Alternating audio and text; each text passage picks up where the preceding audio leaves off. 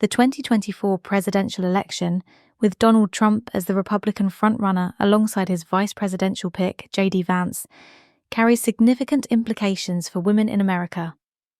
If Trump were to secure another term, the combined impact of conservative policy proposals like Project 2025, the growing influence of figures such as Vance, and the views of powerful backers like Peter Thiel could reshape the landscape of women's rights. In a political environment marked by rising male religiosity and online movements that promote misogynistic beliefs, the threats to women's freedoms and autonomy are not merely speculative, but grounded in real political and social shifts. This essay explores these potential developments, examining how they could collectively erode decades of progress in gender equality, economic independence, and personal autonomy for women in the United States. At the heart of concerns surrounding a second Trump term is Project 2025, a detailed agenda crafted by conservative think tanks, including the Heritage Foundation, which aims to reshape the federal government. Project 2025 envisions a significant restructuring of federal agencies and policies, with a focus on reducing the role of federal regulations and increasing state-level autonomy.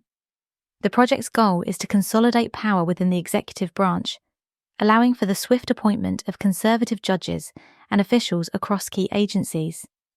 This approach could alter the direction of social policy, particularly in areas that impact women's lives directly. One of the potential outcomes of Project 2025 could be the further erosion of federal protections that safeguard women's reproductive rights. Following the overturning of Roe v. Wade in 2022 through Dobbs v. Jackson Women's Health Organization, many states have already enacted severe restrictions or outright bans on abortion. Project 2025 may support such state-level decisions by reducing federal oversight, potentially allowing conservative states to push for even more restrictive measures. This could include limits on access to contraceptives, criminalization of certain medical procedures related to pregnancy and miscarriage management, and restrictions on reproductive healthcare funding. Additionally, Project 2025's goals extend beyond reproductive rights. Its emphasis on reducing regulations could impact workplace protections against gender discrimination and harassment, weakening the mechanisms that women rely on to challenge unfair treatment in the workplace. This might lead to a resurgence of discriminatory practices, with employers facing fewer consequences for wage disparities, gender-based harassment, or biased hiring practices. In a landscape where federal agencies like the Equal Employment Opportunity Commission may have reduced authority, women could face greater challenges in seeking justice for workplace inequalities. Trump's selection of J.D. Vance as his vice presidential running mate further solidifies the influence of Christian nationalism within the campaign. Critics sometimes refer to this ideology as Christo-fascism, describing it as a fusion of religious dogma with authoritarian politics that seeks to enforce traditional social hierarchies, particularly regarding gender roles. Vance's vision aligns with a broader Christian nationalist agenda that emphasizes traditional patriarchal family structures and seeks to restore a version of society where men are dominant and women are relegated to supportive roles. Vance's connections to influential conservative organizations like the Heritage Foundation further cement his role in promoting these values. The Heritage Foundation, a prominent conservative think tank, has been instrumental in shaping Republican policy priorities, including the agenda outlined in Project 2025, which aims to reshape the federal government along conservative lines. Vance has aligned himself with the Heritage Foundation's vision, advocating for policies that limit federal oversight and empower states to enact conservative legislation, particularly in areas like reproductive rights and family policy. The Heritage Foundation has long supported conservative stances on social issues, including opposition to abortion, support for traditional family structures, and resistance to progressive movements for gender equality. Its alignment with Christian nationalist ideals makes it a significant ally for figures like Vance. In turn, Vance's support for the Heritage Foundation's initiatives helps to mainstream their influence in political discourse, potentially shaping policy under a Trump administration.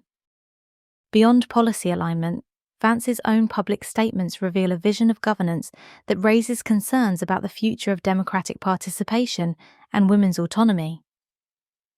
One of his more controversial comments suggested that people without children should have their votes counted less than those with children, reflecting a belief that family structure should play a role in determining political influence. While Vance's comments did not translate into legislative proposals, they highlight an inclination towards policies that favour certain family structures over others, potentially marginalising groups like single women or childless couples in political representation. Additionally, Vance has made remarks about abortion that have sparked significant controversy, particularly in cases involving rape.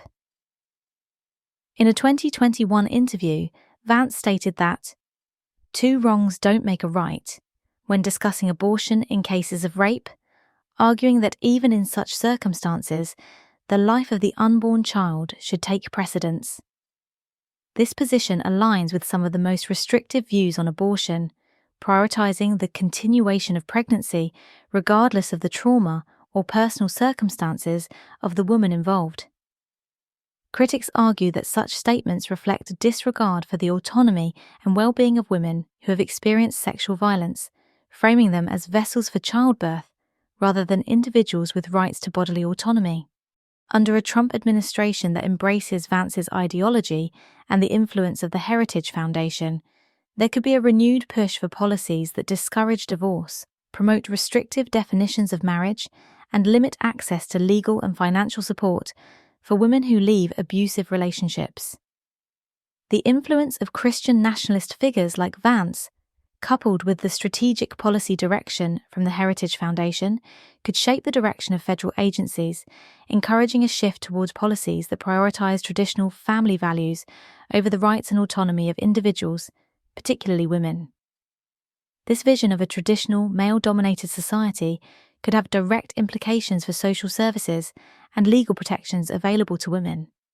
A more conservative Department of Health and Human Services under Trump could prioritize funding for pro-family organizations that encourage women to stay in their marriages, even at the expense of their safety and well-being.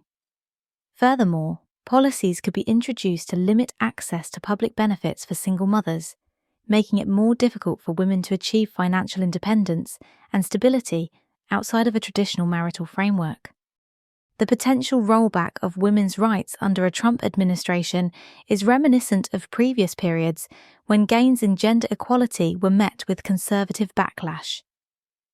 In the 1980s, under the Reagan administration, there were efforts to limit access to reproductive rights and cut funding for social programs that predominantly benefited women. These efforts aimed to reinforce traditional family structures and push back against the progress made during the women's liberation movement of the 1960s and 1970s. Similarly, the 2020s may represent a turning point where conservative forces seek to reverse the progress of the past decades, using policy changes and cultural movements to restore a more traditional vision of gender roles. A Trump re-election in 2024 with J.D. Vance as his vice presidential running mate would likely bring significant challenges for women in America. The influence of Project 2025, the prominence of figures like Vance, and the strategic support of backers like the Heritage Foundation point towards a vision of America where women's autonomy is increasingly restricted. The potential appointment of two more conservative Supreme Court justices could cement a Republican majority court for decades, affecting legal decisions for generations to come. Coupled with the rise of conservative religious ideologies and the proliferation of misogynistic online spaces, this vision could lead to both legal and cultural shifts that undermine the progress women have made in recent decades. These shifts are not just theoretical. They are attacks on our rights as women and have tangible consequences for our daily lives. Our ability to make decisions about our own bodies, our standing in the workplace, and our freedoms within our families.